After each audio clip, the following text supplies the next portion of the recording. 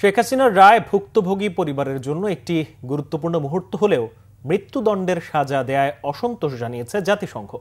সংবাদ বিজ্ঞপ্তিতে সংস্থাটির মানবাধিকার বিষয়ক হাই কমিশনারের মুখপাত্র রাবিনা শামদাসানি এ মন্তব্য করেন।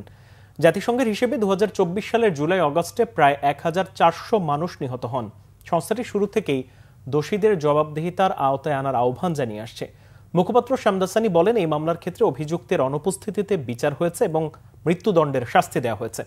এটা স্বাগত জানানোর মতো বিষয় এবং ভুক্তভোগী পরিবারের জন্য ইতিবাচক। তবে যে কোনো পরিস্থিতিতে মৃত্যুদণ্ডকে জাতিসংঘের মানবাধিকার বিষয়ক হাই কমিশন দুঃখের সাথে দেখে।